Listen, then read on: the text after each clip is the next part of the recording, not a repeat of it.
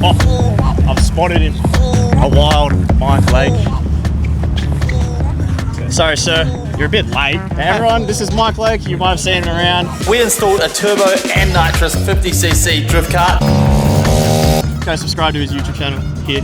But yeah, tonight we're gonna hang out with you, talk some shit. Hell yeah. We're gonna get some chase cam stuff. It's gonna be a good time. We're gonna go over that weird looking Lancer. I don't know why he brought a front wheel drive to a drift event. Right, you just got to do something different than everyone else, you know? Yeah. Can't all be 80 Falcons. Max trays on the back. Yeah, bro. Get it around the wall. Send it. We'll let you get set up because track is hot in about 15 minutes. You're hot. If I gotta do it, I'ma do the most. Since they paid to see a show, got the South overflow, yeah. If I gotta do it, I'ma do the most. Watching me to take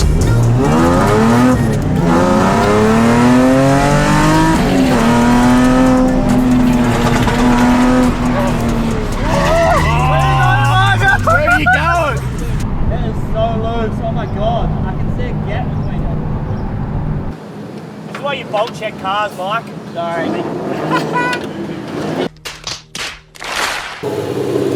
Alright, welcome to the camera car. This is the car that I jumped backwards when I was being electrocuted whilst drifting. Oh. If you haven't watched that video, go watch it up here.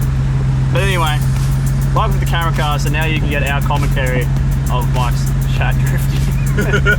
But it's basic setup, the camera on the front, mass gimbal, heaps of chat going on, monitor, remote, driver.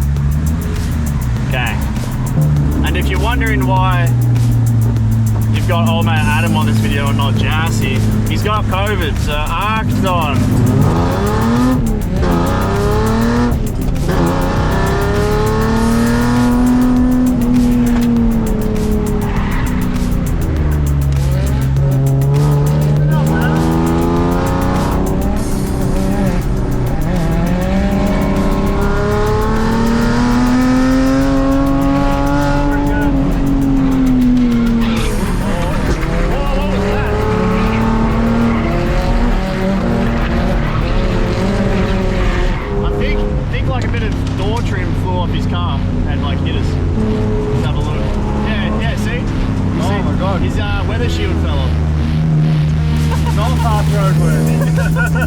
His subframe's fallen out of his car, his weather shields are falling off. This is a disaster. So it's the first official lap and the car's already falling apart. It's just blowing apart.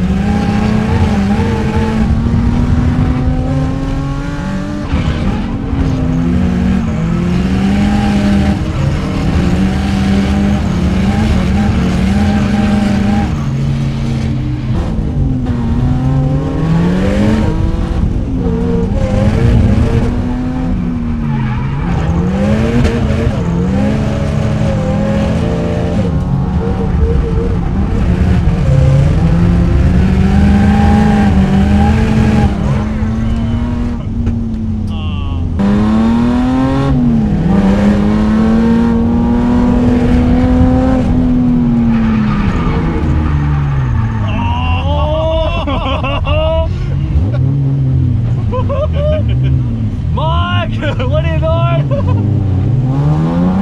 You can't do it to us on the entry. Not on the entry line. That's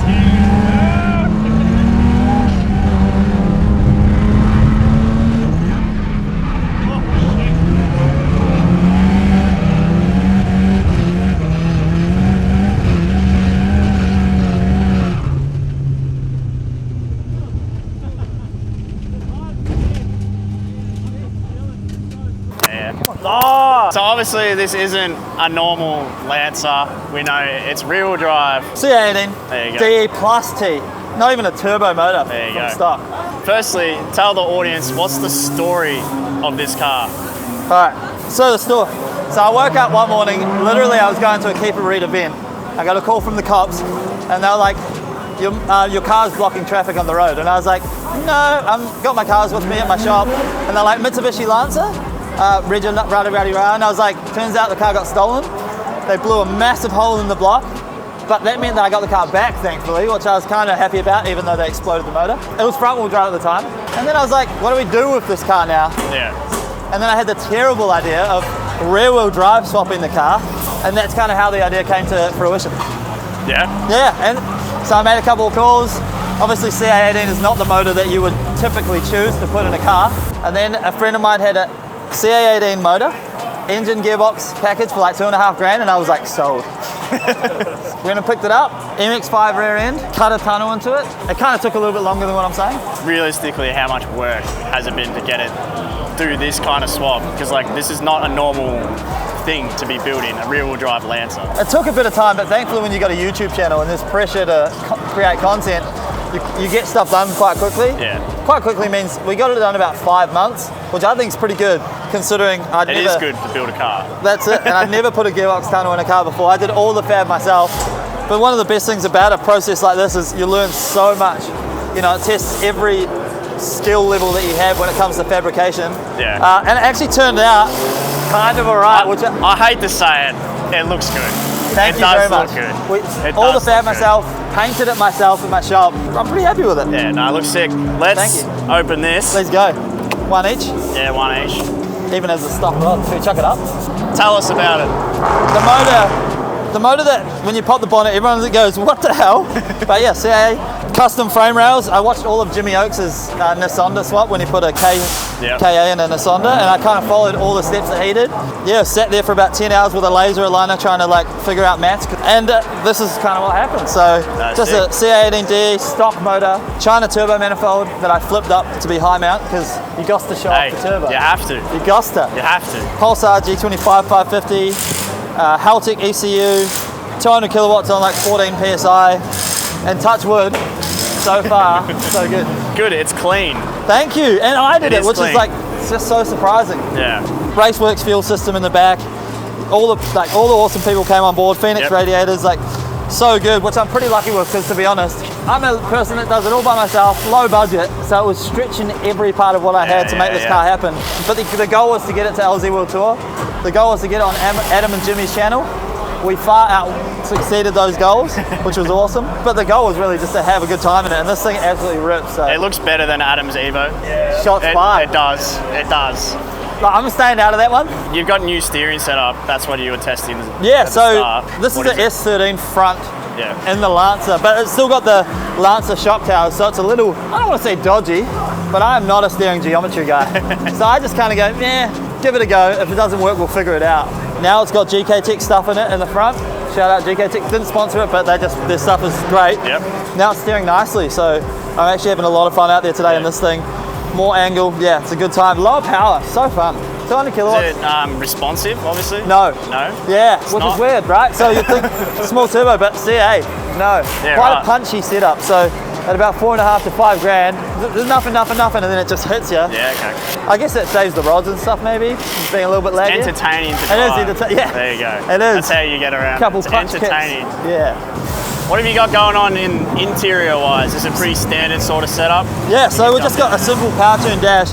I wanted to keep all the stock interior up. We had to make the stock carpet work with the gearbox tunnel, which was quite a mission about 5:30 a.m. the night before LZ World Tour. But we got it to work. I think it looks pretty tidy on the inside.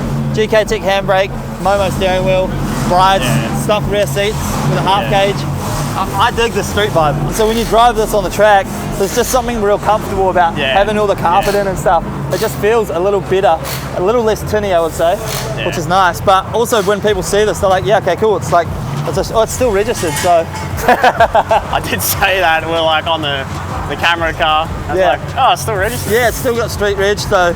We'll keep that. Just your mum's Lancer cruising around on the road. Dude, this thing is so enjoyable to drive. Like, I would happily daily this thing, apart from the E85 and the noisy fuel pumps, but. Yeah. Is there anything else going on that you want to talk about? Yeah, so Raceworks fuel cell, Raceworks fuel pumps, a very simple setup. Try to keep it really nice and tidy. Does the job. Yeah, very road. Yeah, dude. I'm actually really happy with this. My first full-on like fuel setup that I ever did. So Oh yeah. I try to do a nice tidy job of it. Keep it low key. Shut the boot, you'd never know type situation. And I rate it. Yeah, and then the MX-5 rear end underneath. Simply because the MX-5 is just a flat rectangle. Yeah. So putting it in the car was very simple. And the S13 coilover is just bolted straight up to the Lancer and straight into the MX-5 subframe. So it was kind of like simplicity. Seems like a bit of maths going on to build this car. Too much maths, bro. At the time, it was hard. Now that I've done it, I look back on the journey very fondly because I learned a lot. But yeah, at the time, I was ripping my hair out. Yeah. I said to myself, I was like, I'll drift it once or twice, and then I'm just gonna like drive it, you know? Oh yeah. I've heard that before. Absolutely not. Especially because it's so fun. I'm just like, oh, I'll just take it to the next event and the next one. I think that's it for the car. Let's just get back to the fun. Let's go. So thank For you sure. for watching. Thank you for having me, and Oh, anytime, mate. Anytime. let's go smash some tires. This is a sick event, by the way, as well. Reet Surrey, so good. If you're not here, you missed out. A few moments later. So What happened? What happened? the whole thing just rattled itself to pieces. So the inlet manifold kind of rattled off a little bit. Ground that rattled off. We thought we fried the ECU, but it was all gravy because we put it all back together. Is it because you have a good habit of not doing things up? Well, I guess so, yeah. You get that with the big jobs, You get that. but it still runs, and we'll be back tomorrow doing hella laps. Nah, I think that's it. Thanks for showing us your mum's Dude. Lancer. Thank you for looking at my Evo. There's so many people out there that hate it when I call it an Evo, so it's an Evo. No, but Sweet. thank you guys, honestly. Make sure you check out Mike's channel here, and we'll see you in the next one. Thank you guys for having me. Subscribe.